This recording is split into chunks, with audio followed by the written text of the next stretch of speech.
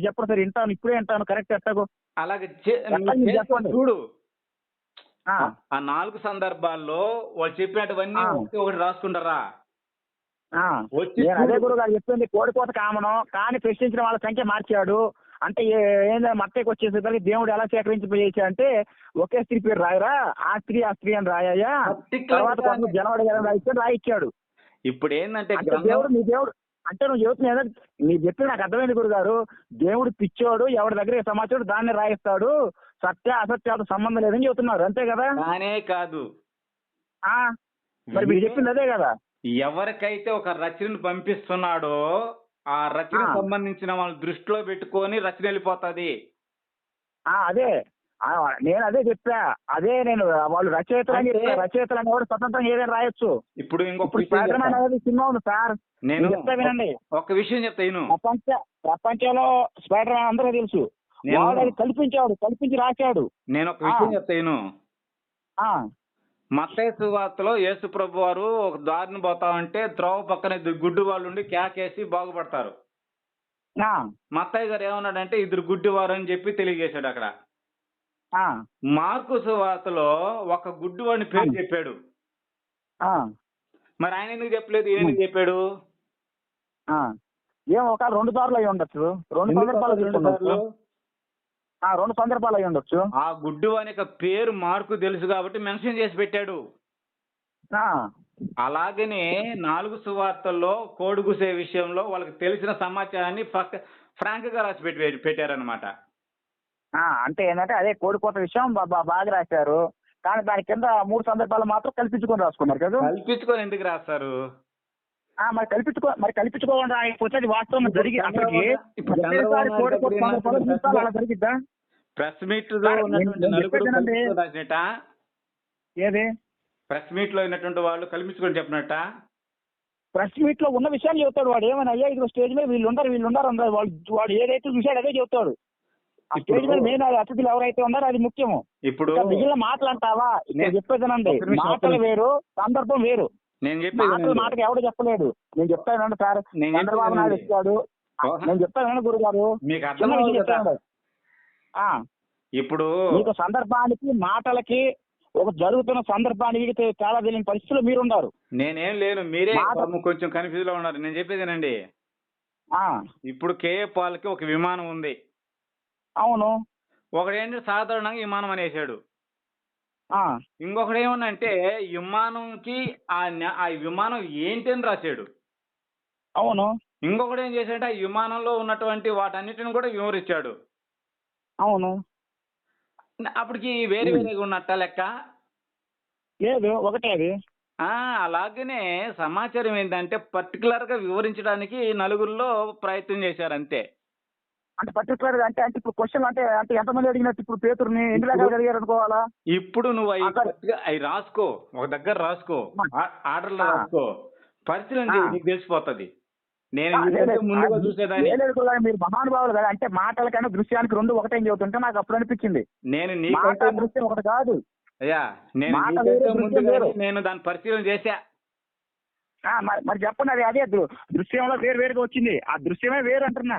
పరిశీలన చేసి రాసుకొని నేను బాగా చూసి ఓకే అనుకోనేసి గమనం అయిపోయిండా. నేను అదే సార్, అది ఎలా మీకు కూడా దొరుకుతుంది, ప్రయత్నం చేసి చూడు. మీరు ప్రయత్నం చేయండి. మీరు ప్రయత్నం కాదు, ప్రపంచంలో ఎవరో ప్రయత్నం చేస్తే దానికి గెలపలేడు. మీరు చెప్పుకోవడం తప్పించి ఏమి లేదు. ఆ ఆన్సర్ ఎలాగో మీకు చెప్పాయి అంటే లేదండి, ఆ సందర్భం వచ్చి మాట్లాడింది రాస్తాడో మాటలో దృశ్యం ఒకటైద్దా? ఇప్పుడు బిల్కెంటర్ హైదరాబాద్ వచ్చాడు అనుకోండి, బిల్కెంటర్ హైదరాబాద్ వచ్చాడనే రాస్తాడు, అది దృశ్యం, వాడు చూశాడు కాబట్టి. ఓకే సరే, ఇప్పుడు మీరు బైబిల్ చదివారు, నేను ఒక మాట చెప్తానండి. బైబిల్ చదివినారు అనుకున్నారు, ఓకే కాదంట వల్ల. ఇప్పుడు మత్తయి సువార్త ఎవరికి రాశాడు మత్తయి గారు? ఎవరు చెప్పండి. 6 సంవత్సరాలు చదివారు అన్నారు కదా. లేదు గురుగారు, మీరు చెప్పండి. అసలుకి లోకా సువార్తగా అసలుకి బైబుల్లో ఉన్న మొత్తం సువార్తలు ఎన్ని, అసలుకి ప్రపంచంలో సువార్తలు ఎన్ని ఉండాలనుకున్నాయి, అసలు ఎన్ని, కేవలం అసలుకి లోకా సువార్త అనేది బైబుల్లోకి ఎంత ఓటింగ్ మెజార్టీతో వచ్చిందో అదేనా మీకు తెలుసా? సరేలే, అవన్నీ మనకు గురించి పెట్టాల్సి వచ్చినప్పుడు బైబిల్లో మళ్ళీ బయటికి ఎందుకు మనకు? లోక సువార్త ఎంత మెజార్టీతో వచ్చింది మీకు అదన్నా చెప్పండి సార్ గురువు గారు. సరే, యేసుక్రీస్తు యొక్క జననము, ఆయన జీవిత మరణం అన్ని కూడా 4 రచనలు రావడానికి కారణం ఏంటి? ఒక ఏంటంటే ఎవరి గురించి రాసుకున్నాడు, ఏమి లేదు, ఎవరి గురించి రాసుకున్నాడు. అది అట్ట అనుకుంటే ఇంకంత అంత అట్టే ఉంటది. మరి అట్టనుకో ఎట్టనుకోమంటారు, మరి కలపలనే కనపడుతున్నాయి కదా. ఒక్కడన్నా రాశాడంటే సక్రమంగా ఎవడు రాయట్లా. ఇప్పుడు కూడా ఒకడేమో కరెక్ట్ అని చెప్తే, మీ పేరు ఏం పేరు? హేమంత్ కదా? హేమకాంత్. హేమకాంత్ మంచోడు నేను అనుకుంటే నీళ్ళు అన్ని మంచిగా కనబడతాయి నాకు. చెడ్డోడు అంటే అన్ని చెడ్డగానే కనబడుతుంటాయి. సరే గురువు గారు, ఇప్పుడు ఇవన్నీ వద్దు. సరే, మత్తయి మార్కు సువార్తలు చూశారు కదా, యేసు ప్రభుని కొట్టారు, ముఖం మీద ఉమ్మేశారని చెప్పారు కదా, ఈ దృశ్యాలు. సరే, కనీసం ఆ దృశ్యాలని యేసు పేతురు చూశారో చూడలేదు, అదైనా చెప్పండి. ఎవరు? యేసు ప్రభుని కొట్టడం, గుద్దడం అవన్నీ చేశారు కదా, ఆయన్ని బంధించి తీసుకొచ్చినాక విచారించేటప్పుడు ఏది యేసు ప్రభు సమాధానం చెప్తారు కదా, శిక్ష గురించి దేని గురించి ఆయన చెప్పినప్పుడు ఆయన కొట్టారు కదా, ఏది ప్రధాన ఎదురు చెబుతావా అని. నేను ఉన్నదే మాట్లాడి లేనిది మాట్లాడితే చెప్పండి అన్నట్టు కూడా మాట్లాడారు కదా యేసు ప్రభు వారు. సందర్భం అందరూ తెలిసిందే కదా. కనీసం యేసు ప్రభు అని కొట్టడము, గుద్దటం ఇవన్నీ చేశారు కదా, ఆయన ముఖం మీద ఉమ్మి వేటువంటి సందర్భాలు. వీటినన్నిటిని పేతురు చూశాడో చూడలేదు, మీరు అదన్నా చెప్పండి. పేతురు ఎలా చూస్తాడు? చూడలేదా? పేతురు ఎలా చూడలేదు కదా, పేతురు చూడలేదు కదా. యోహాన్ చూశాడు. యోధ ఇస్కరియోతు చూశాడు పోయి. యోధ ఇస్కరియోతు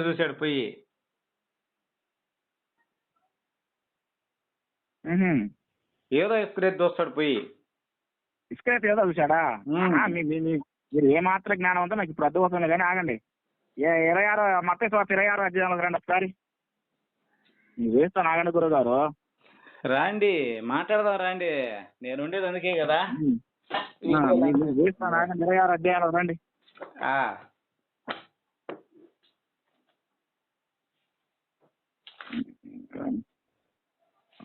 ఒక్క నిమిషం ఆగండి. 26వ అధ్యాయంలో రండి.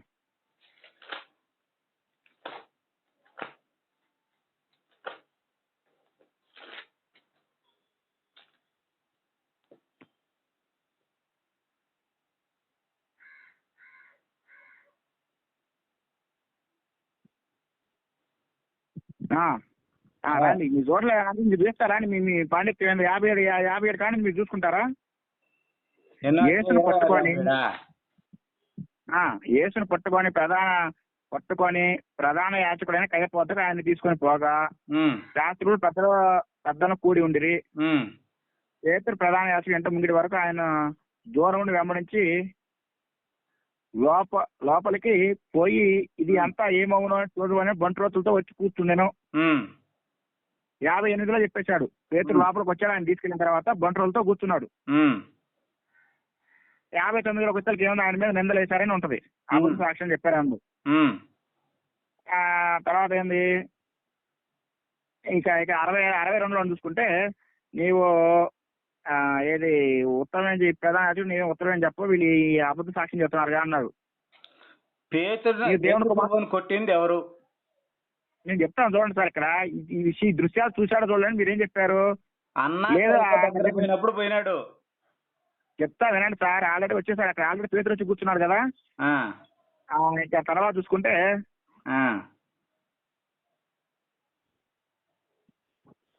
ఇక్కడ ఏముంది 67లో చూడండి. వారు అప్పుడు ఆయన మీద అంటే ఎవరు? యేసు ప్రభు మీద ఉమ్మి వేయడము, ఆయన గుద్దడము, కొందరు ఆయన అర్చనతో కొట్టడము, నిన్ను కొట్టువాడు ఎవరో ప్రవచింపము పనిరి. పేతురు వెలుపడి ముందు కూర్చోంట కొట్టడం చూసినా ఇవన్నీ ఏమైంది? ఇవన్నీ పేతురు చూస్తానే ఉన్నాడు. మరి ఇక్కడ ముంగిటి కూర్చోన్నాడా? ఎక్కడ? లోపలికి వచ్చి కూర్చున్నాడు. ఇప్పుడు ప్రధాని ఇంటి ముంగిటి వరకు వచ్చి ఆయన దూరం నుండి వెంబడించి లోపలికి పోయి కూర్చున్నాడు కదా. ఇంటి ముంగిటికి వచ్చాడు, దూరం నుండి వెంబడించి లోపలికి పోయి అంతా ఏమవునోనని చూడవాలని బంట్రోలతో కూడా వచ్చి కూర్చున్నానండి. అంటే ఏం జరిగిద్దో చూద్దాం, అసలు ఏం జరిగిద్దా అనేది ఎందుకు యేసు ప్రభువుని రక్షించుకోవాలని తప్పన ఆయనకు ఉంది. ఇప్పుడు ఏం జరిగిద్దో ఏమో ఆయన చూడు. అక్కడ 58లో పేతురు ప్రధాన యాజకుని ఇంటి ముంగిటి వరకు ఆ, ఆ. ఆయనను దూరం నుండి వెంబడించి లోపలికి పోయి దీన్ని అంతమేమని కూర్చున్నాడా? చూడవని బంట్రోతులతో కూడా కూర్చుండెను. ఎక్కడ పోయినాడు? ఆ, లోపల పోయినాడు లోపలికి అనండి. పోయి దీని అంతమేమవునో చూడవాలని బంట్రోలతో కూర్చున్నాడు అన్నాడు. కూర్చున్నాడు కదా. ఆ, మరి 69వ వచనంలో వెలుపుడు ముంగట ఎప్పుడుకి వచ్చాడు? ప్రధాన యాచకులను మహాసభ వారందరూ యేసును చంపవని ఆయన విరోధంగా అబద్ధ సాక్షి చెప్పుచుండ్రి. ఇప్పుడు పేతురు అక్కడికి వెళ్ళి కూర్చున్నాడు, యేసుప్రభు గారు లోపల ఉన్నాడు. ఆ, ప్రధాన యాజకుల దగ్గర ఉన్నాడు, అన్నా కైపు దగ్గర ఉన్నాడు. ఆ, పేతురు కూడా వెళ్ళి లోపల కూర్చున్నాడు. ఆ, ఓకే, ఆడ వరకు బాగానే ఉంది. ఆ. 69వ వచనంలో పేతురు వెలుపుడు ముంగిట కూర్చుని ఉండగా అన్నాడు. ఎప్పుడు వచ్చాడు?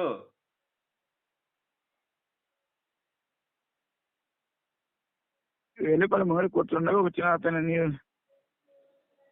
వెలుపల ముంగిట అంటే అంటే ఎప్పుడు అంటే వచ్చాడు? రెండో ముంగిట. ఆ, ఎప్పుడు వచ్చేసాడు బయటికి?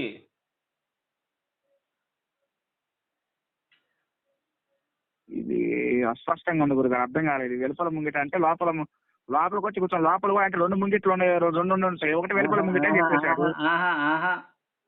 వెలుపుడు ముంగిట నన్ను వెలుపుడికి వచ్చేసాడు.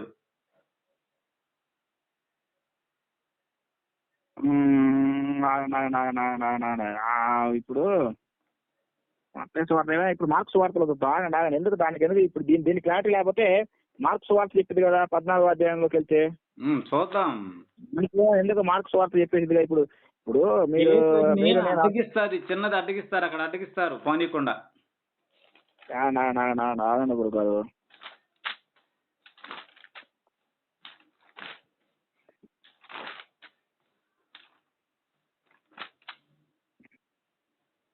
అక్కడ 4వ అధ్యాయంలో చూస్తే వచ్చేసింది, 14వ అధ్యాయంలో ఉంటది. 53వ వచనం నుంచి వారు యేసును ప్రధాన యాజకుని ఎద్దుకు తీసుకొని పోయేది. అంటే అన్నా కైప దగ్గర తీసుకోపోయారు. ప్రధాన యాజకులు, పెద్దలు, శాస్త్రులు అందరూ అతనితో కూడా వచ్చిరి. యేసు ప్రభుతో కూడా పెద్దలు, శాస్త్రులు అందరూ కూడా ప్రధాన యాజకులు కూడా పోయారు లోపలికి. పేతురు ప్రధాన యాజకుని ఇంటి ముంగిట దూరం నుండి ఆయన వెంట పోయి బంట్రోతులో కూడా కూర్చుండి మంట ఎద్ద చలి కాచుకుంటుండెను. ప్రధాన యాజకులను మహాసభ వారందరూ యేసును చంపింపవాలని ఆయన మీద సాక్ష్యం వెతికిరి గాని ఏమీ వరకు దొరకలేదు. ఎక్కడ ఉన్నాడు? ఇంటి ముంగిటి వరకు అంటే చలి కాసుకునే సమయం దగ్గర పోయి ఉన్నాడు. లోపల పోనీకుండా అడ్డగించినట్టుగా యోహాను సువార్తలోనూ లోక సువార్తలో చెప్తాడు చూడు కావాలంటే. అడ్డగిస్తారు, లోపల బానీరు. ఇసుక అయితే మాత్రం లోపలికి వెళ్తాడు. ఎక్కడది చూద్దాం. ఇసుక అయితే అది ఏదో వచ్చాడా? సరే పాయింట్ మీరు ఏది కదా అప్పగించినాడు ఓపెన్ అయింది అనమాట లోపల బొమ్మని. పేతుని అడ్డగిస్తారు.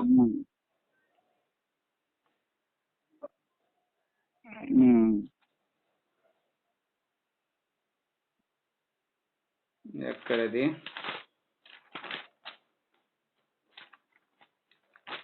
నాకు అన్ని గుర్తుండవు. ఇక్కడ చూడండి, పేతురు ముంగిట కింద భాగంలో ఉండగా ప్రధాన యాజకుడు పనికత్తలు ఒకటి వచ్చింది. ఇక్కడ ఏమన్నది? పేతురు ముంగిట కింద భాగంలో అంటే పేతురు ముంగిట కింద భాగంలో అంటే ఏంటంటే ఇప్పుడు అదే బిల్డింగ్ ఇప్పుడు పై భాగం కింద భాగం ఉంటది. ఎక్కడ? 22 మీకు 14వ అధ్యాయం 66వ వాక్యం చూడండి. 14:66 మార్కు. చూద్దాం. పేతురు ముంగిట కింద భాగంలో ఉండగా అని చెప్పేశాడు. అంటే ఎక్కడ ఉన్నాడు పేతురు?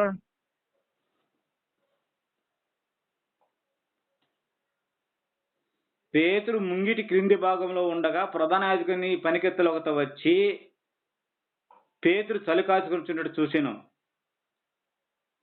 లోపల ఉన్నాడా బయట ఇది ఉన్నాడా? ఆల్రెడీ ఎక్కడ ఉంది సార్, ఇక్కడ పేతురు అక్క బయట కాదు, పేతురు ముంగిట కింద భాగం అని చెప్పేశాడు ఇందాక. ఆడు చూసారా అక్కడ, దానికి దీనికి తేడా చూసారా?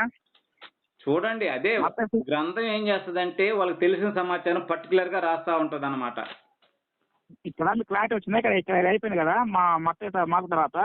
ఇప్పుడు మీకు మనం ఇప్పుడు దీన్ని యోహాను చూస్తే మీకు అర్థమైద్ది. ఇవన్నీ ఎక్కడ ఇంకా అక్కడ పేతురు ఉన్నాడు. ఇవన్నీ ఆ కొట్టడం గుద్దడం అనేవి అవన్నీ జరుగుతున్నాయి. జరిగిన తర్వాత ఈయన ప్రశ్నించడం జరిగింది కదా. అవును కదా, అవును కదా. నేను పేతురుని అడ్డగించింది చూపిస్తా నీకు. పేతురుని ఎవరు అడ్డగిస్తారు? పోనీయకుండా అడ్డగిస్తుంది సార్. ఎవరు అడ్డగిస్తలేదు సార్, ఆయన నిలబడతాడు అంతేను. చూపిస్తాను మీకు, నేనుగా చదివి. మీకు ఇప్పుడు సింపుల్ గా ఇక్కడ కొట్టడం గుద్దడం ఇవన్నీ అయిపోయిన తర్వాత ఇక్కడ కింద చూడండి. అవన్నీ అడిగిన తర్వాత ఆయన యేసు ఈ పేతురుని ప్రశ్నించడం చూశారు కదా. ఇప్పుడు మీకు ఇవన్నీ చూశాడంటానికి సాక్షి, ఇవన్నీ ఆయన చూసాడానికి కారణం లూకాసు వార్త చూడండి. లూకాసు వార్త 22వ అధ్యాయంలో రండి గురుగారు. 22వ అధ్యాయము 22వ అధ్యాయం చూస్తే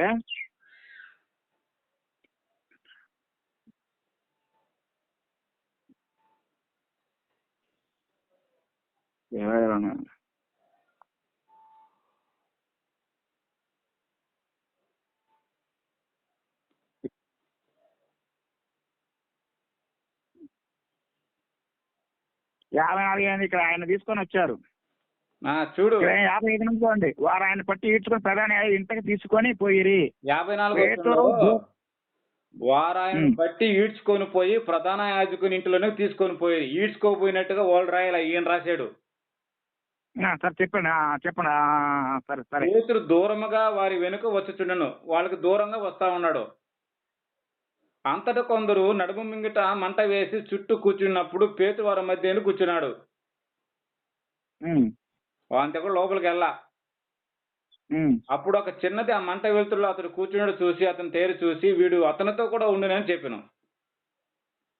అందుకు పేతురు, అమ్మాయి నేను అతను ఎరగనా నేను, కాబట్టి లోపల పోయినట్టుగా మన గ్రంథం చెప్పదు, కానీ అడ్డగించినట్టుగా చెప్తాది ఇక్కడ యోహాను సువార్తలో. చూద్దాం.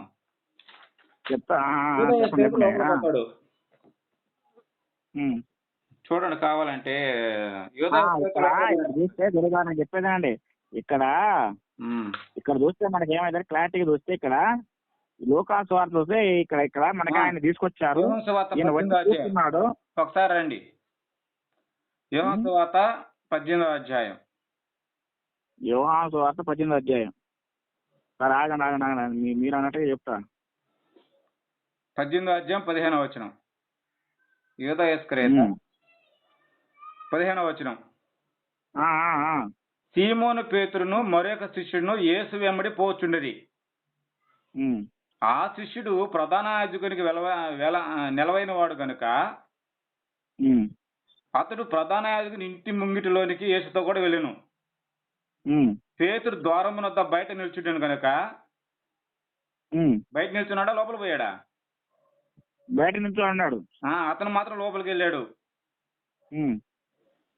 పేతురు ద్వారం వద్ద బయట నిల్చుండు కనుక ప్రధాన యాజకుని నిలవైన ఆ శిష్యుడు బయటకు వచ్చి ద్వారపాలకురాలితో మాట్లాడి పేతురును లోపలికి తేడుకొని పోయిను.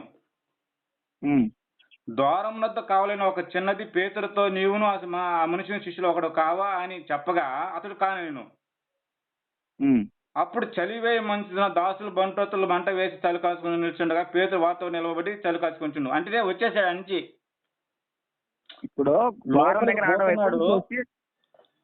లోపలికి పోతుంటే ఒక చిన్నది ఆల్రెడీ ప్రశ్న వేసింది, నువ్వు కూడా అతను శిష్యుడు కావాలంగానే వచ్చేసింది. వెనక్కి వచ్చేసాడు. వెనక్కి రాలా, వచ్చేసి కాదని చెప్పాను. క్లారిటీ ఉంది సార్. ఆల్రెడీ ఆయన శిష్యుడు వచ్చి తీసుకెళ్తున్నాడు. ఎవరు? ప్రధాన యాజకుడు నిలవైన వాడు వచ్చి తీసుకెళ్తున్నాడా? తీసుకొని వెళ్తుంటే ఒక చిన్నది అడ్డగించి అడిగింది. అడిగింది బ్యాక్ అయినాడు. అతను మంట కాసుకునే దగ్గరకు వచ్చేసాడు. అంటే ఇప్పుడు మీరు ఏం చెబుతున్నారంటే ఇది బయట జరుగుతుందా అంటారు. ఇది అంటే ఆ ద్వారా అతడు కానేనా అని చెప్పిండు. అతడు చలి వేయుచున్నందున దాసులు బంట్రోతులు అప్పుడు చలి వేయుచున్నందున దాసులు బంట్రోతులను మంట వేసి చలి కాచుకొని నిల్చుండగా పేతురు వారితో నిలబడి చలి కాచుకొని చూడెను. అంతే, వచ్చేసాడు, బ్యాక్ వచ్చేసాడు. అది అంటారా? Okay okay okay okay. ఇప్పుడు యేసు ప్రభు వారు రాత్రి వేట కూడా పట్టబడి ప్రధాన యాజకులైన అన్నా కైప దగ్గర తీసుకొని పోతారు. రాత్రి అంతా ఆయన దగ్గర కౌన్సిలింగ్ జరుగుతుంది. ఉదయంతో 6 గంటలకి పిలాతు దగ్గర తీసుకోపోతారు. పిలాతు దగ్గర కొట్టేది, ఇక్కడ కూడా కొడతారు, అక్కడ కూడా యేసు ప్రభుని నిందిస్తారు, పిలాతు దగ్గర కూడా నిందిస్తారు. పిలాతు దగ్గర 3 గంటలు ఉంటాడు, 9 గంటలకి సిలువుకు అప్పు చెప్తారు. ఇది సరే, మీరు ఈ ప్రకారం ఇది ఆయన బయటే ఆగాడు అనుకుంటే లోకాసు వార్తలో ఒకసారి రాండి గురుగారు, మీరు వేస్తాను. లోకాసు వార్తలకు వస్తే మీకు క్లారిటీ వచ్చింది. మీరు ఈ మాట చెప్తారని నేను అదే చెప్తుంది.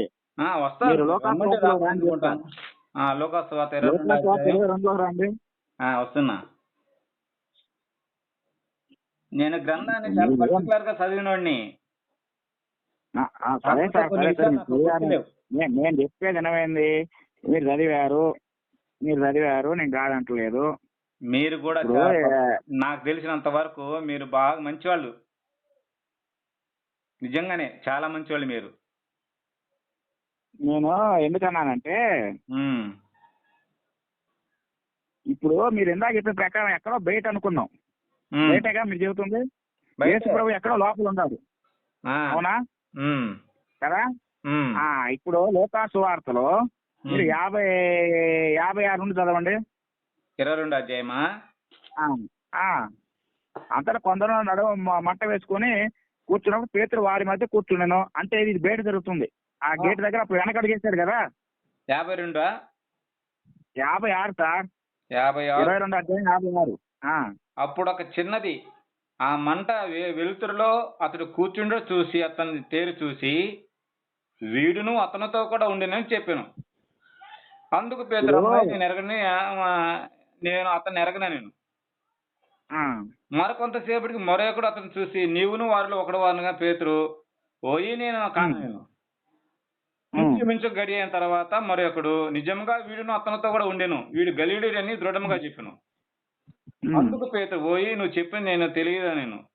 అతను ఇంకా మాట్లాడుతుండగా వెంటనే కోడి కూర్చుని ఉంది.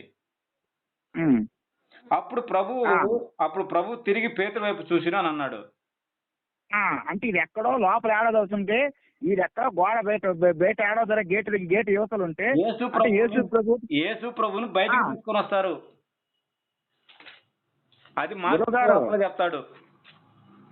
ఇక్కడ జరిగిన సందర్భం ఏముంది? ఆయన తీసుకొని వెళ్ళారు, ప్రశ్న అడిగారు, ఏముంది అంటే ఏది ఈ మంట ఎక్కడ జరుగుతుంది? మీరు ఇందాకేం చెప్పారు? గేట్ ఉంటే గేట్ దగ్గర ఆటంకం భరిస్తే వెనక్కి వెళ్ళాడని చెప్పారు మీరు. అవును. ఆ స్త్రీ ఆ ప్రశ్న వేస్తే వెనక్కి వెళ్ళాడని చెప్పారు. యేసు ప్రభువు వారిని ఎక్కడ కూడా మీరు కావాలని ఆడ చూడండి. ఆయన ప్రశ్నించిన తర్వాత ఎక్కడ ఉంచారన్నది మీరు మళ్ళీ 4 స్వార్థలకు వెళ్దారా అని మళ్ళీ డౌట్ వస్తే.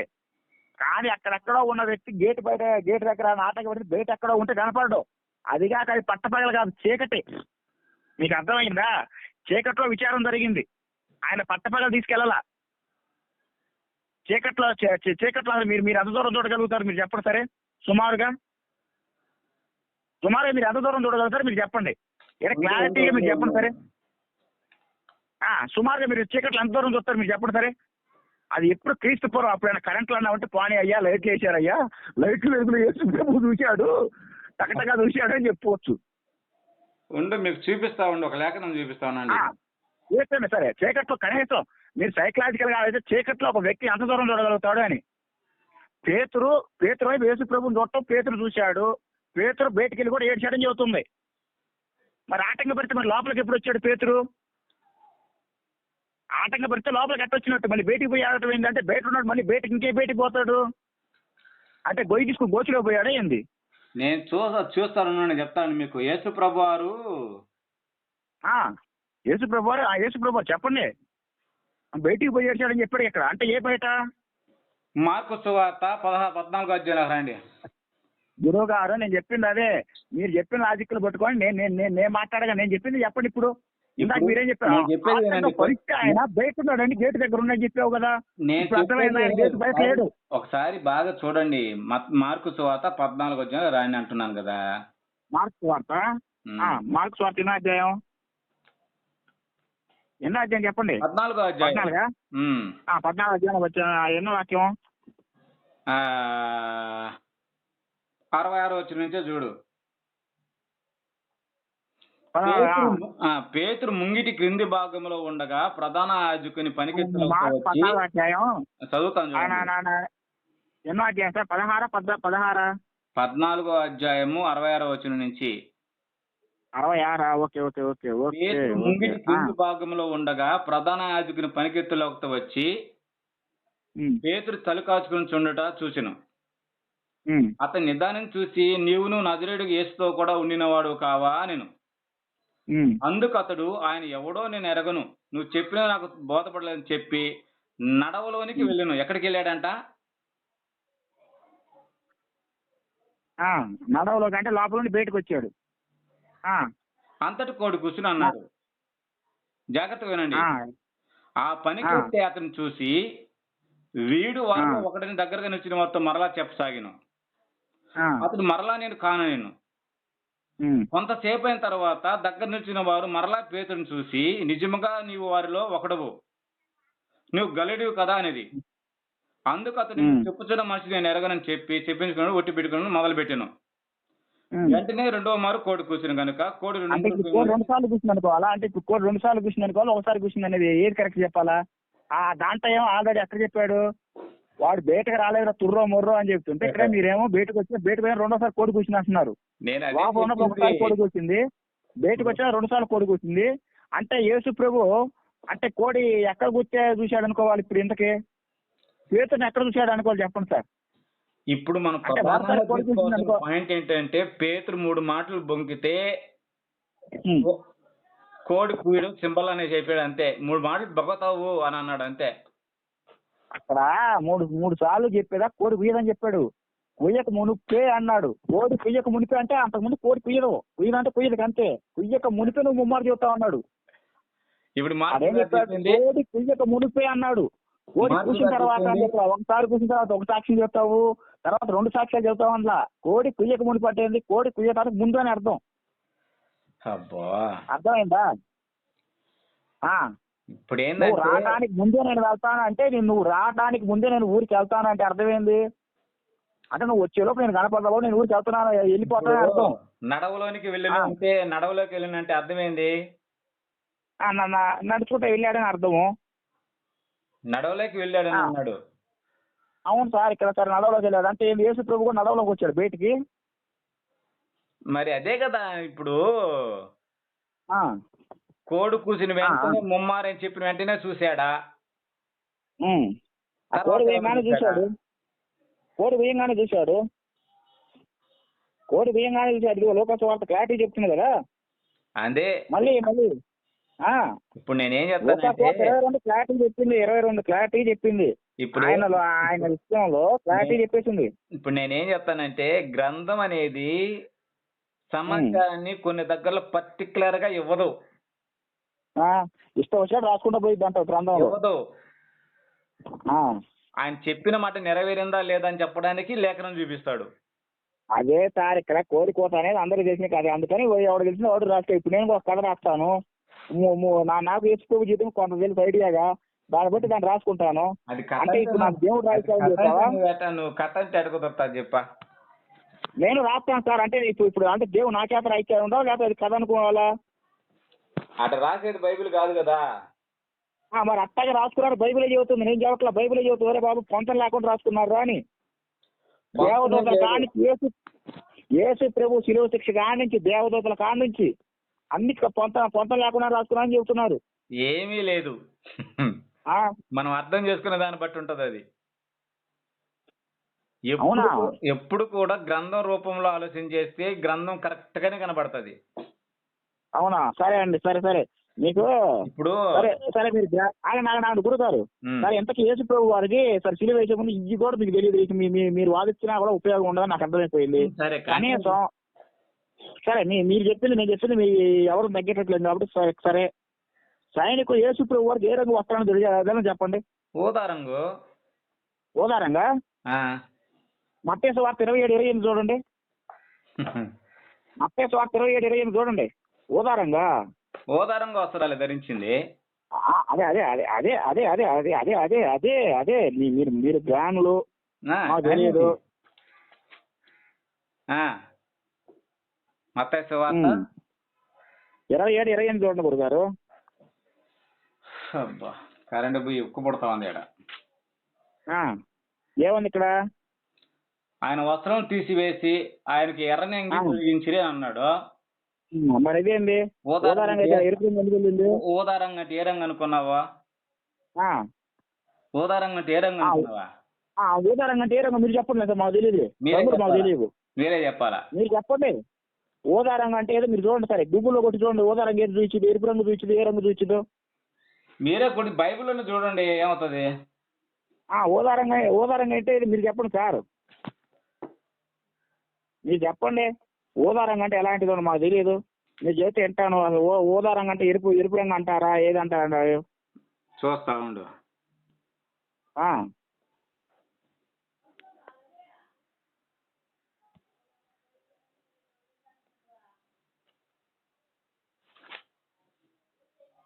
ఊదా రంగు అంటే మీరు ఊదా రంగు అంటే ఏ రంగు అది కదా? ఊదా రంగు ఎలా ఉంటది? అది వంకాయ కలర్ గాను ఈ కలర్ మధ్యలో రకంగా ఉంటది. మీరంటే అట్లా గ్రంథం చెప్పింది ఎరుపు రంగు అని. అంటే ఊదా రంగు అంటే ఎరుపు రంగు అంటారు. అబ్బబ్బబ్బబ్బబ్బబ్బబ్బా ఏమి తెలివితేటలు అసలు ఎక్కువ రాయిచ్చు అంటే ఈ తెలివితేటలు ఉండాలా? ఎరుపు రంగు అంటారంటే శబాష్ శబాష్. ఒకసారి మీ పక్కన మీ పిల్లలు ఉంటారు కదా, మేడం గారు గురుగారు మేడం గారు ఉంటారు. మేడం గారు అడుగు, అమ్మ ఊదా రంగు అంటే ఏదైనా అడుగు ఒకసారి చూసిద్ది. వంకాయ కలర్లో ఒక రకమైన కలర్ వచ్చింది, దాన్ని ఊదా రంగు అంటారు.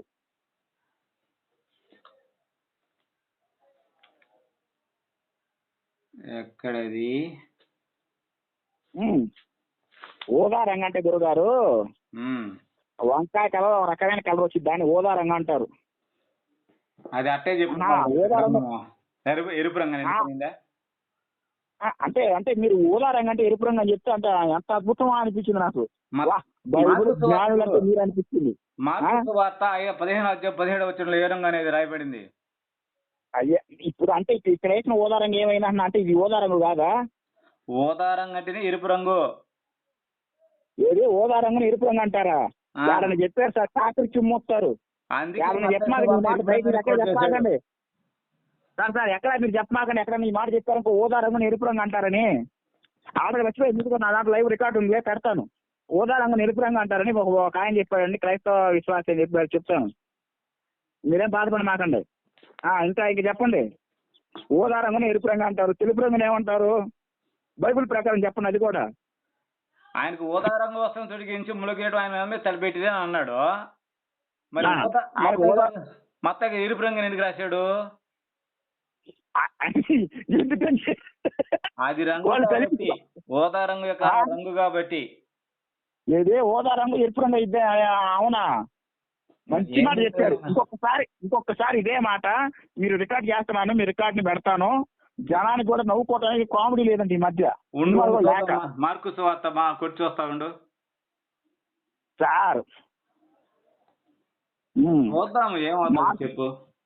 చెప్పేది ఏమైంది, మీరు కావాలంటే గూగుల్లో కొట్టండి ఊదా రంగం దేన్ని అంటారు అని, ఎరుపు రంగం దేన్ని అంటారు మీరు కొట్టండి. సరే సార్ సరే గూగుల్ వద్దు, తీసేయండి సార్. దేవదూత అట్ట వద్దు. సరే ఇంటి దగ్గర ఉన్న మీ ఇంటి దగ్గర ఉన్న 10 మంది ఆడవాళ్ళని పిలిపించి, అమ్మ ఊదా రంగాన్ని దేన్ని అంటారు, ఎరుపు రంగాన్ని దేన్ని అంటారని అడగండి. వాళ్ళు దేన్ని చూస్తారు మీరు చూడండి. బైబుల్ లాకొద్దు మనకి, పిల్లలు చాలు, ఇంటి దగ్గర ఉన్న ఆడవాళ్ళు చాలు.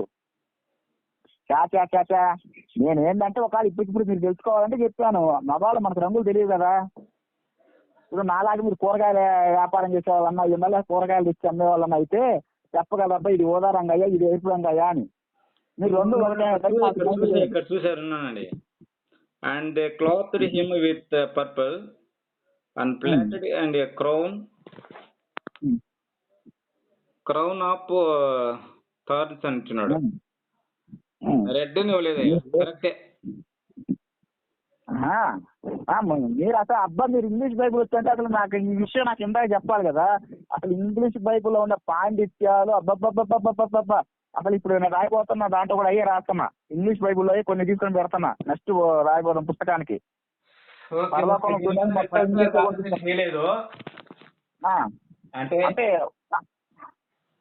అంటే రంగు నేను అంతగా పట్టుకోలేదు దాన్ని. మీరు పట్టుకోరు, మీరు మీరు మీరంటే విశ్వాసులు గొప్పవారు, వాళ్ళే పట్టుకుంటారు. ఇప్పుడు ప్రతిదీ పట్టుకోలేం కదా. అంటే మీరు చెప్పారు దేని మీద దాని గురించి తెలుసుకుంటాం. సార్ నాకు జగన్ చూసినప్పుడు నాకు ఒక అభిప్రాయం చెప్పండి. ఏది దాని ఏమంటారు, పొటాటో అంటే ఉల్లిపాయ అని నాకు జగన్ చెప్పగానే మైండ్ పోయింది. మైండ్ పోయింది. ఆయన చెప్పాడు కదా జగన్, పొటాటో అంటే ఉల్లిపాయ అంటారని. పొటాటో అంటే ఉల్లిపాయ ఎందుకు, ఉల్లగడ్డ కదా. మరి ఆయన చెప్పాడు, ఆయన క్రైస్తవ విశ్వాస, ఆయన జ్ఞానం అది. ఇప్పుడు మీరు చెప్పారు ఓదారంగా అంటే ఎరుపు రంగు అని. ఓదారంగా అంటే బైబిల్ ప్రకారం ఎరుపు రంగు అనుకున్నా. ఇప్పుడు దాంట్లో కొట్టి చూస్తే క్రౌన్ వేరే కల్పించున్నాడు. నేను దాని గురించి చూడలేదు, చెప్తున్నాను కదా. మరి తెలియనప్పుడు ఏం చెప్పాలి? ఒక్క విషయంలో నేను పొరపాటు చేస్తే భలే ఆనందపడిపోతున్నావు అబ్బా. నేనే గురుగారు, నేను ఆనందపడలేదు గురుగారు. నేను విషయం ఏంటంటే నేను దాని వల్ల నేను అలా ఫీల్ అయ్యేవాడిని కాదు. సరే ఇప్పుడు సరే, యేసుప్రభు గారు సిలువ ఎన్నింటికి వేశారండి? ఉదయం 9 గంటలకు వేశారు కదా. 9 గంటలకు అప్పగిచ్చారు. సరే అప్పగిచ్చారు. ఆయన చనిపోవటం అయితే మధ్యాహ్నం 3 మధ్యలో చనిపోయారుగా. 12 గంటలకి సిలువ మీద ఎక్కిచ్చారు. సరే 3 గంటలకు చనిపోతాడు. సరే అండి. ఇంతకీ యేసు ప్రభు వారికి బోర్డు పెట్టారు కదా సిలువ మీద. ఆయన మాట చెప్పాలే కానీ చివరి మాట కూడా చూద్దాం కానీ, ఇంతకీ యేసు ప్రభు వారికి ఏమని బోర్డు పెట్టారు సిలువ మీద? వీడియోలో చెప్పు. సరే మీరు అదన్నా చెప్పండి. అంటే మీరు ప్రతిదీ అసలు దేవుడు రాయిచ్చా అన్నారు కదా. మత్తయి సువార్తలో అనుకోండి, ఇతడు యూదులు రాజుని యేసు అని బోర్డు పెట్టారు. మార్కు సువార్తలో చూసానుకోని యూదుల రాజుని యేసు యూదుల రాజుని యేసు అని పెట్టారని పెట్టారు. అదే మీరు లోకాసు వార్తలో చెప్పారనుకో, యూదుల రాజు అని పెట్టారు. యూదుల రాజు అని పెట్టాడు. ఇక యోహాను సువార్తలోకి వచ్చి అయితే యూదుల రాజు నజరేయుడగు యేసు అని బోర్డు పెట్టారని ఉంది. అంటే కేవలం ఆయన వేసిన 3 గంటలు, మీరు మీ లెక్క ప్రకారం 3 గంటలు సిలువ వేస్తే సిలువ మీద 4 బోర్డులు పెట్టారా? అబ్బబ్బబ్బబ్బబ్బా, ఇలా రాశారు. సరే సరే అండి, 12 గంటలకు వేసారు. సరే ఎన్ని గంటలకైనా 3 గంటలకు మరణిస్తాడు. సరే సార్, ఈ మధ్యలో ఆయన సిలువ మీద పెట్టిన బోర్డులు 4 బోర్డులు పెట్టారా?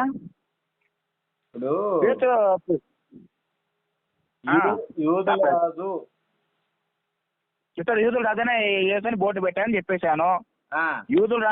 యూదులు రాజైన యేసుని పెట్టాడు అంటే బోర్డు మీద పదాలు కూడా మారుతాయా? మనిషి మాట అంటే సరే మారవు, అంటే బోర్డు మీద పదాలు కూడా మారిపోతున్నాయా? అంటే ఏది అంటే మాయా డిస్ప్లే నచ్చికిచ్చారా ఏంది అప్పట్లోనే? మాయా అంటే పెళ్లిళ్ళ దగ్గర వేస్తారు కదా, వెల్కమ్ అనేది పోతా ఉంటది, తర్వాత సుస్వాగతం తెలుగులో వస్తా ఉంటది. అలాంటి డిస్ప్లే అప్పట్లో వేసుకున్నప్పుడే తయారు చేశారా? చదువుతాం, లేఖనం చదువుతాం, ఏమవుతుంది? చదవండి, మత్తయి సువార్త తీయండి. మత్తయి సువార్త 27:37 చూడండి. ఇతడు యూదుల రాజైన యేసు అని ఆయన మీద మోపబడిన నేరము వ్రాసి ఆయనకు తలపైగా ఉంచిరి.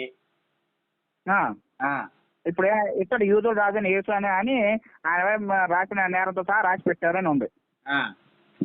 సరే మార్కు సువార్తలో రాయండి 15:26. ఈలాగా క్రైస్తవులు చదివితే ఎంత బాగుండు చెప్పా. చూడండి 15:26. ఎవరైతే విశ్వాసులని బైబిల్ పట్టుకున్నారో వాళ్ళంటి వాళ్ళంతా ఈ విధంగా చదివితే బైబిల్ ఎంత బాగుంటుందా. ఇక్కడేమోనండి, మరియు యూదుల రాజైన యేసు అని ఆయన మీద మోపడిన నేరం రాసి పైగా నుంచిరే అని ఉంటది. ఎక్కడ 26 అండి, 15:26 అండి మార్కు. మరి యూదుల రాజు అయిన యేసు అని ఆయన మీద మోపబడిన నేరం రాసి ఉంచిరి అన్నాడు. అది తమ్మనే కదా. ఏంది అక్కడ ఏం చెప్పాడు? అక్కడ ఇతడు యూదుల రాజు అయిన యేసు అని చెప్పాడు. ఇతడు అంటే ఆయన యేసు గురించి చెప్తున్నాడు. ఇతడు యూదుల రాజు అయిన యేసు అని పెట్టారని ఉంది. ఇక్కడేముంది? యూదుల రాజు అయిన యేసు అని బోర్డు పెట్టారని ఉంది. అవును, యూదుల రాజు అయిన యేసే. అక్కడ బోర్డు మీద ఏమండి? అది ఇతడు యూదుల రాజు అయిన యేసు అని బోర్డు పెట్టారని చెప్పారండి. ఓకే, ఇప్పుడు ఏమవుతుంది? లోకాసు వార్త చూడండి, ఆగనాడు. ఈ లోకాసు వార్తలు చూడండి, 23:35 చూడండి. మీకు అందుకని నేను ఏదైనా ఒక సాక్షితో మాట్లాడను. మేము బట్టలు కుందేలకు 3 కాళ్ళ మీద టైపు. ఇప్పుడు గురువుగారు మీరు చూడండి, గురువుగారు ఎందుకు మనకి మీరు చూడండి, ఇవన్నీ మీరు చేతులు కానీ చూడండి, 23:35 చూడండి. ఇతడు యూదుల రాజని పై విలాసము కూడా ఆయనకు పైగా వ్రాసిను అని రాయనుంది.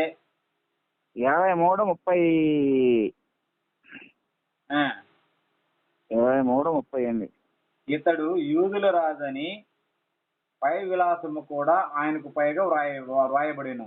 ఇతడు యూదుల రాజని రాశారు. అదేంది పై నాటిలేమో ఇతడు యేసు అనే పేరుని యాడ్ చేస్తే దీంతో యేసు అనే పేరు ఏమైపోయింది? అదేంటండి, అక్కడేమో యేసు అని పెట్టారు, ఇక్కడేమో ఓన్లీ యూదుల రాజు అని ఎట్ట పెట్టారు? అదేంది? యేసు అనే పేరు ఏమైపోయింది? గాలి గుట్టుకుపోయిందా? ఇప్పుడు మాయా డిస్ప్లే అప్పట్లో తయారు చేసిన యేసుకే అని. ఇప్పుడు నేను నీకు విషయం చెప్పాను, ఇందాకే చెప్పా. ఇక్కడ బోర్డులు పెట్టారని చెప్పారు, సమాచారం కాదు. ప్రెస్ రిపోర్టులు రాసేటప్పుడు 4 రకాలుగా ఉంటాయి. అంటే బోర్డు మీద అక్షరాలు కూడా మారినాయని రాస్తారా? తను తెలిసింది చెప్పేశాడు అంతే. అంటే అదే సార్, అది దేవుడు ఇచ్చింది కాదు, వీళ్ళకి తెలుసుకున్నది రాశారు. మాట చెప్పండి, ఇది కరెక్ట్. వాళ్ళకి తెలిసిన రూపంలో రాయించేశాడు అంతే. అంటే పరిశుద్ధాత్ముడు కూడా అంటే మైండ్ ఉండదు, అప్పుడప్పుడు ఏ పడితే రాయిస్తా ఉంటాడు కదా. అనుకుంటే మీరు చెప్పింది అదే కదా. ఇక్కడ వచ్చేదాకేమో మళ్ళీ యోహాను సువార్త యూదుల నజరేయుడు యేసుని పెట్టి ఇక్కడ నజరేయుడు కూడా యాడ్ చేశారు. నజరేయుడు యేసు అనే పేరుని ఎలా యాడ్ చేశారు ఇక్కడ? నజరేయుడని యేసు అనేది నజరేయుడని యేసు, నజరేయుడు పెరిగినాడు కాబట్టి. బోర్డు మీద ఏ రాశారు చూడండి, నా యోహాను సువార్త 19:19 చూడండి. నేను అదే కదా చెప్పేది నీకు, ఇందాకే చెప్పా. ఒక ప్రెస్ రిపోర్టర్ దగ్గర 4 ఉంటే 4 ప్రెస్ రిపోర్ట్లు ఉంటే సందేశం ఒకటిగా ఉందో. అయ్యో అయ్యా ఒక్క విషయం అయ్యా, ఏ ఊరికైనా బోర్డు పెట్టారంటే అయ్యా నేను చెప్పేది అయ్యా ఏ ఊరికైనా బోర్డు పెట్టారంటే ఆ ఊరి పేరు రాసి బోర్డు పెట్టారని చెబుతారు కానీ ఆ ఊరి పేరుతో పాటు ఆ ఊరికి కాసేపు తీసేశారు, ఆ పట్టిపాడు మండలంలో గొట్టిపాడని పెట్టారు, ఈ బోర్డు ఉండదు. బోర్డు అనేది ఒకటే పెడతారు. ఇప్పుడు ఎగ్జాంపుల్ నందిపాడు సార్, ఇప్పుడు ఫర్ ఎగ్జాంపుల్ కి బోర్డులు కూడా మారుతాయా? అంటే దేవుడు మాయా దృష్టి అప్పట్లో సృష్టించి ఉంటాడులే. ఇప్పుడు లక్ష్మీరాముడిపల్లి అని అన్నాడు అనుకో, లక్ష్మీరాముడిపల్లి అన్నాడు అనుకో. ఇప్పుడు ఎవరిని అడిగాడు, అరే అది ఏ ఊరు అంటే అదే రాంపల్లి అంటారు. అరే ఇంకొకటి జనం మాటలు మారచ్చు గురువు గారు. ఇప్పుడు జనం మాటలు అయితే మారొచ్చు, తప్పు లేదు. అవి మారచ్చు, తప్పు లేదు. బోర్డు మారుతాయా? ఏడు తప్పు. అంటే జనం మాటలు మారొచ్చేమో కానీ అంటే బోర్డులు కూడా మారుతాయి అంటారా? సాధారణంగా జనరల్ గా చెప్పే సందేశాలు అంటారు వాటిని. అయ్యా ఇక్కడ వాడు చూసినట్టు చెప్పాడు. అయ్యా బోర్డు మీద పేరు ఉందని చెబుతుంటే కరెక్ట్ ఇట్లా రాశాడని చెబుతుంటే ఇప్పుడు ఆ యేసు గురించి రాసి బోర్డు మీద పేరు రాశాడంటే అయిపోయేది. సరే దాన్ని పెట్టుకునే వాళ్ళం కాదు. బోర్డు మీద ఏమని రాశాడు వీడు క్లారిటీ చెబుతున్నాడు. బోర్డు మీద రాసింది క్లారిటీ చెబుతున్నా అంటే చూసి చెబుతున్నాడు అనుకో, చూడకుండా చెబుతున్నాడా? ఇప్పుడు తప్పు పట్టాలంటే ఇప్పుడు నీకు నాకు కోపం ఉంది అనుకో, నువ్వు నాకు ఎదురు వస్తున్నావు, నేను నీకు ఎదురు వస్తాను, ఫోన్ చూస్తే రే నన్ను చూసి చూసాడు అంటావు. నువ్వు నీకు నాకు కోపం ఉంటే, కోపం లేదు నేను చూసుకుంటాను, అదేదో చూసుకున్నా లేదా కామన్ గా పోతున్నా అనుకుంటాం. అంతా మీరు పర్టికులర్ గా పట్టుకునేసి ఈ విధంగా తప్పులు ఎదిగితే ఎవరు ఏం చేయలేరు. పర్టికులర్ గా పట్టుకున్నానా? సరే చెట్టు చివరిగా ఏం తెలుసు? సరే గురువు గారు, యేసు ప్రభు ఇప్పుడు మీకు అర్థమైపోయింది, మీరు సమాధానం చెప్పలేరు. సరే ఇదన్నా చెప్పండి, యేసు ప్రభు నేనేం చెప్పాను అయ్యా బోర్డులు అంటే ఏం చెప్పాను? మీరు బోర్డుల విషయం మీరు చెప్పలేరు. సరే అనండి, యేసు ప్రభు వారు చెట్టు చివర పలికిన మాట ఏంటి చెప్పండి. శిలువ మీద ఏం పలికాడు చెప్పండి. నా ఆత్మని అంటాడు. అదే అదే చిట్ట చివరి మాట. అదే మరి ఏలి ఏలి లామా సబాక్తని అనేది బిగ్గరగా కేక వేసి ప్రాణం విడిచిన ఉంటది, అది చిట్ట చివరి మాట కాదా? చదువు మీరు అట్నా చిట్ట చివరి మాట మీకు వేస్తామా అండి? 27వ అధ్యాయం మత్తయి సువార్త చూడండి. యేసు చిట్ట చివరి మాట ఏం చెప్పాడో కూడా చివరికి అర్థం కాని పరిస్థితిలో ఉంది. రాండి మీరు మత్తయి సువార్తలో రండి. అది పెద్ద పెద్ద పాస్టర్ నా ఫోన్లు చూస్తుంటే వీడి ఫోన్లు ఇస్తే మనకు ఉన్న పొరుగు పోయిద్దా అని భయపడుతుంటే మీరు ఎగేసుకొని వచ్చి నేను మాట్లాడతాను అంటే మీకు చూపిస్తాను. బైబిల్ అంటే మీకు తెలియజేస్తాను. నాకు చేతం కాదు. నైట్ అంతా మాట్లాడు, నాకేం ఇబ్బంది లేదు. బైబిల్ అంటే ఏదో మీకు చూపిస్తాను సార్. ఎంత కల్పితాలు ఉంటాయి అన్నది మీరు తెలుసుకుంటారు. చూడండి మత్తయి సువార్త 27 చూడండి. నీ దృష్టికి అంతేలే చిట్ట చివరి మాట కూడా చాలా తెలియలే. చిట్ట చివరి పలికే మాట కూడా దేవుడు పిచ్చోడు. చిట్ట చివరి మాట అయ్యా, చిట్ట చివరి మాట అనేది చిట్ట చివరి మాట కూడా అంటే దాన్ని బట్టి రాసుకోమని చెప్పాడు దేవుడు. అంతేలే, పిచ్చి వాళ్ళకి ఏదైనా రాయిస్తాడు, ఏముందిలే, తప్పు లేదు. పొటాటో అంటే ఉల్లిపాయ అని చెప్పినప్పుడు, ఓదా రంగు అంటే ఎరుపు రంగు అని చెప్పించినప్పుడు మీలాంటి వాళ్ళే వచ్చి ఉంటారు అక్కడ కూడా. చేశాడు కాబట్టి నేను అట్లా అనుకున్నా. నేను అనుకుంటారు ఇంగ్లీష్ లో అనుకుంటారు సార్. అది ఏమైనా అందరూ అదే అనుకుంటారు. నేను పర్టికులర్ గా ఆలోచన చేయలే. పాస్టర్ చెప్పేటప్పుడు అందరూ అదే అనుకుంటారు. పాస్టర్ చెప్పిన వేదం అనుకుంటారు. తెలిసినప్పుడు కదా అనుకునేది, నిజం కాదని. మత్తయి సువార్త 27వ అధ్యాయం చూడండి. చాలా టైం అయిపోయింది. ఒక్కటితో అండి, ఒక్కటితో మీకు మీకు మీకు క్లారిటీ వచ్చేసిద్దిలే. పూర్తిగా క్లారిటీ వచ్చేది, ఇక మామూలు క్లారిటీ కాదు.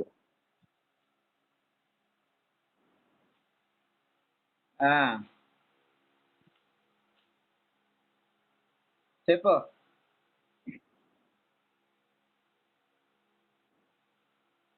హలో, చూడండి ఇక్కడ ఏం చెప్పారు చూడండి. ఏమన్నా 49 చూడండి సార్. చూడండి సార్ 49, 48, 48 నుండి చూడండి. 47 నుండి 47, 46 నుండి ఇంకోవచ్చు మీరు. 46 ఇంచుమించు 3 గంటలు అయినప్పుడు యేసు ఏలి ఏలి లమా సబాక్తాని అని బిగ్గరగా కేక వేశాను అని ఉంది. ఆ మాటకు అర్థం లేదు. ఆ మాట అర్థం చెప్పిన తర్వాత కొందరు అది ఏంది ఏలి అని పిలుస్తున్నారు ఏమనుకొని చూస్తా ఉన్నారు. తర్వాత ఏమైంది, వాళ్ళు అక్కడ వెళ్ళి ఆయన నీళ్ళు అందించాడు.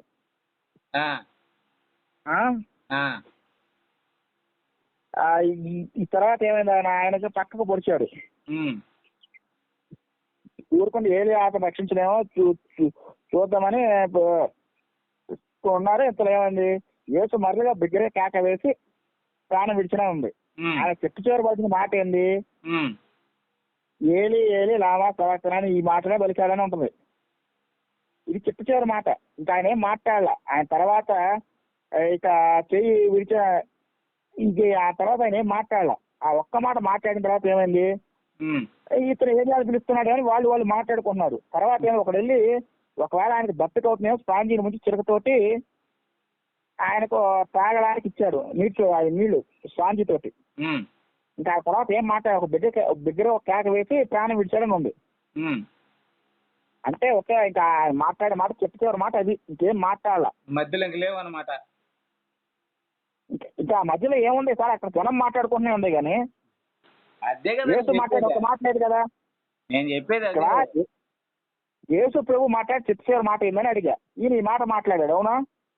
ఇక ఆ తర్వాత జనం మాట్లాడుకుంటున్నారు, ఈయన ఏలియా వస్తాడేమో, అది వస్తాడేమో, ఇది వస్తే ఏలి అని పిలుస్తున్నాడేమో, చూద్దాంరా అదిగా ఇదిగా వీళ్ళు మాట్లాడుకుంటున్నారు. వరుసగా రాసుకున్న నోట్స్ అది నోట్స్ లో రాసుకున్నాను, వరుసగా గుర్తులేవు నాకు.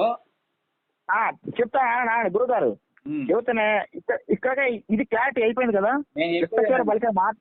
నేను చూపిస్తాను చూడు, యోహాను సువార్తలకు రా. అయ్యా ఇప్పుడు యోహాను సువార్తలకు వెళ్ళారనుకోండి, మీరు చెప్పే శిక్ష మాట ఈ రోజు క్లియర్ శిక్ష మాట మీరు కొట్టుకోవాలా. మీరు యోహాను సువార్త మీరు చెప్పేది ఎక్కడో నాకు తెలుసు. 19, 29, 30 వాక్యాలు. యోహాను సువార్త 19, 29, 30 వాక్యాలు మీరు చెబుతుంది. 19 అధ్యాయం 29, 30 వాక్యాలు నాకు తెలుసు కదా. మీరు చెప్పే ఎక్కడ అన్నది నాకెందుకు మరి తెలియనట్టు చెప్తారు. ఏమంటది, నా ఆత్మను అప్పగించును. ఇక్కడ చిరకతో నింపిన తర్వాత ఆయన ఆమె వచ్చి ఏదో చిరక పుచ్చుకొని సమాప్తమైనది చెప్పి తల వంచి ఆత్మను అప్పగించాను. యేసు ఆ చిరక పుచ్చుకొని సమాప్తమైనదని చెప్పి తల వంచిన ఉంది, ఆత్మ అప్పగించాలని ఉంది. ఇక్కడ సమాప్తమైందని చెప్పాడని ఉంది. ఇక్కడ చిరక ముట్టుకొని ఆత్మను అప్పగించాడని ఉంది. సమాప్తమైందని చెప్పి తల వంచి ఆత్మను అప్పగించిన అన్నాడు. ఇక్కడ ఏం చేశాడు? అయిపోయింది, సమాప్తమైందని చెప్పాడని ఉంటది. ఇక్కడ ఆయన ఏం అప్పగించుకుంటున్నాను అంటాడు. అయ్యా ఇక్కడ చెట్టు చివరి మాట ఇది అనుకోవాలా, లేకపోతే ఏలి ఏలి లామా సబక్తనే చెట్టు చివరి అనుకోవాలా? నేను చెప్పేది అదే, గ్రంథాన్ని చదవాల్సిన చదివితే నీకు బాగా అర్థం అవుతాయి. ఇక్కడేమో మళ్ళీ ఇక్కడ ఏలి ఏలి అని చెప్తే అక్కడ ఏమని చెప్పి మార్కు సువార్తలోకి ఏలోయి ఏలోయి లామా సబక్తనే ఉంటది. ఇప్పుడు ఏలి ఏలి అనేది కరెక్టా, ఏలోయి ఏలోయి కరెక్టా? నేను అదే నీకు చెప్పేది. అంటే చెట్టు చివరి మాట అనేది లేదా నా చెయ్యి ఎందుకు విడిచావు అని చెప్పాడు అనుకున్నాం. సరే, దాంట్లో పదాలు ఏమన్నా కొంచెం అటు ఇటుగా రాస్తారు అనుకున్నాం. నా చెయ్యి ఎందుకు వదిలేవయ్యా అని చెప్పేసి ఆయన బాధపడే ప్రాణం విడిచాడనేది లేదు అనుకోవాలా? నా ఆత్మ నీకు అప్పగించుకున్నాను, ఇక నువ్వు తీసుకోవయ్యా అని చెప్పాడని కదా అనుకోవాలా? ఏది కరెక్ట్? అదే నువ్వు లైన్ లో చూసుకో, ఒకసారి చదువుకో, 4 రచనలు చదివితే తెలుస్తాయి. నోట్స్ లో రాస్తున్నా, నోట్స్ ఎక్కడ ఉందో చూడాలా? అందుకనే చెప్పేది, యేసు సమాధి దగ్గరకు వచ్చి దేవదూతలు సమాధి దగ్గర దేవదూతలు వచ్చారని చెప్పి అసలు దేవదూతలు అనేవాళ్ళు చెప్పింది. కాబట్టి 4 సువార్తలు మీరు ఒకసారి పక్కన పెట్టుకొని చూడండి. నేను రాసి పెట్టున్నాను, నోట్స్ లో ఉన్నాయి.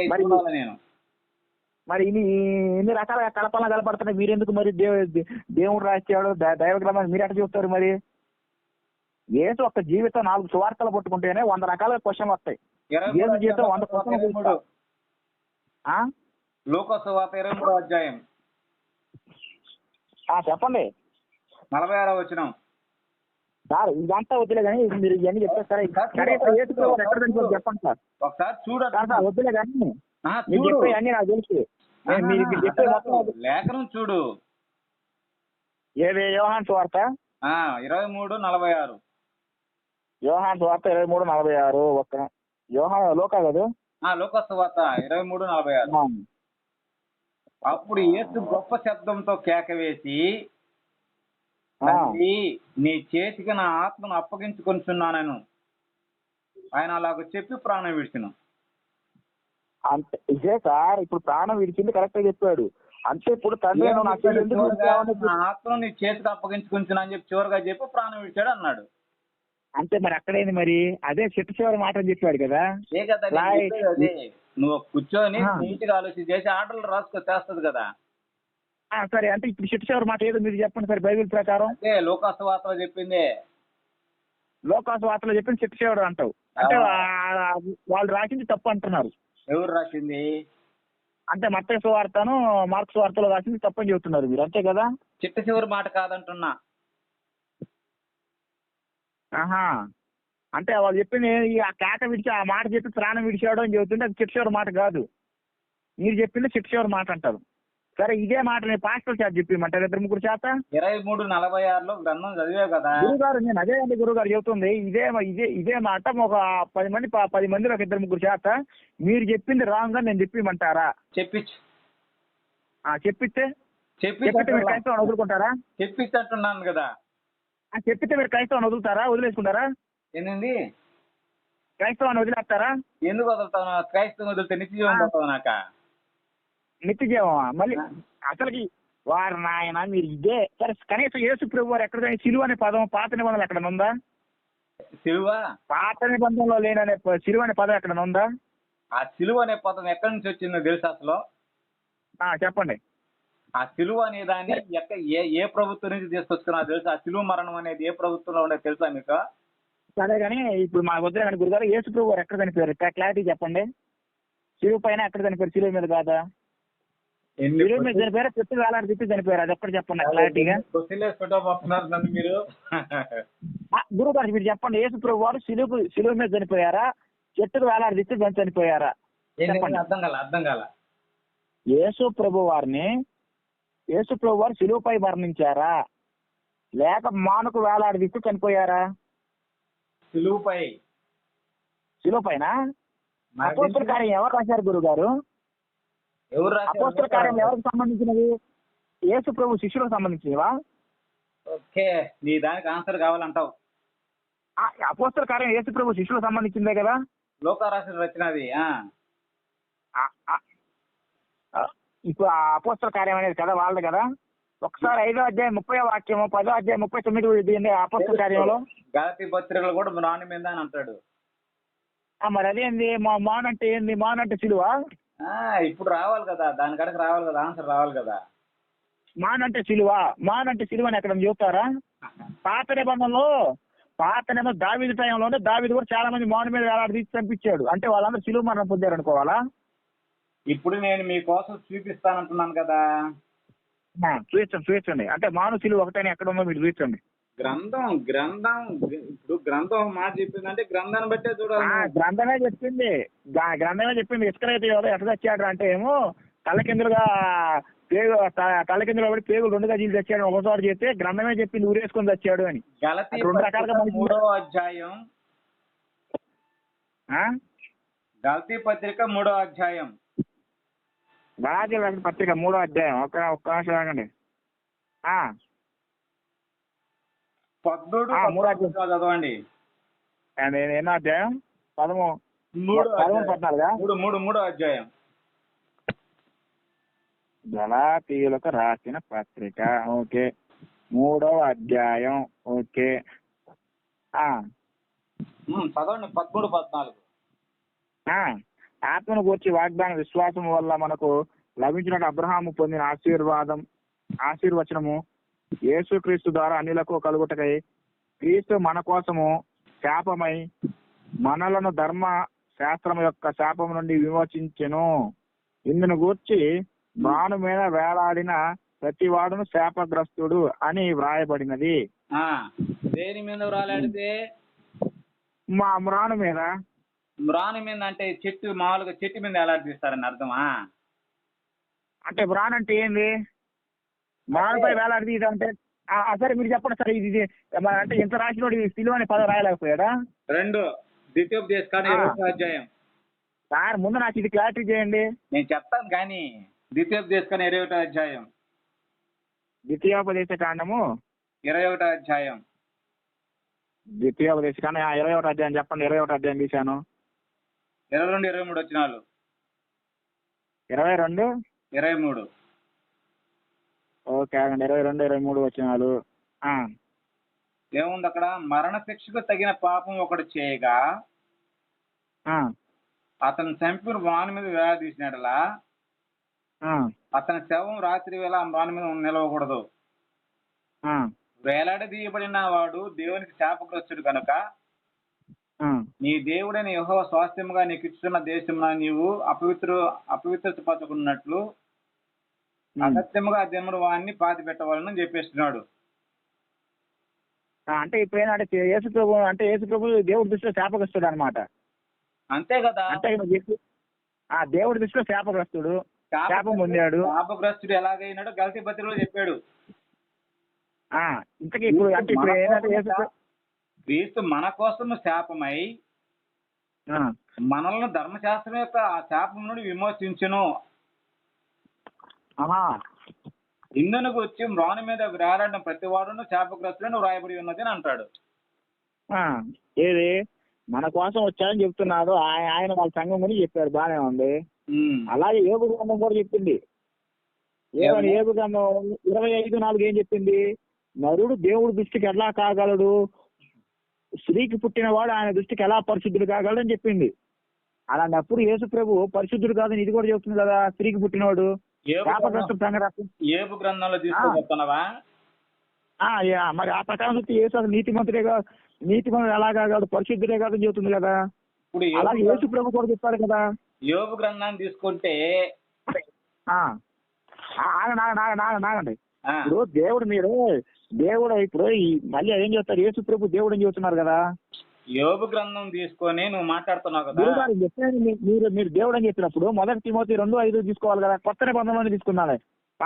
కొత్త నిబంధన మొదటి తిమోతి 2:5 తీసుకుంటే ఏమైనా ఉంటుంది? క్వశ్చన్ తో ముందుకు వెళ్ళడం వల్ల అనేక క్వశ్చన్లు మరి మీరు నాకు మానుపై వేలాడదీశారనే దాన్ని నేను చెబుతుంటే మీరు సిలువ మాను ఒకటా అంటే దాని విషయం చెప్పకుండా ఇప్పుడు యేసు మాను మీద చనిపోయాడు, సిలువపై మరణించాడంటే ఇప్పుడు నేను ఒక విషయం చెప్తానండి. మ్రాను మీద వేలాడదీయబడిన వాడు శాపగ్రస్తుడు అవును.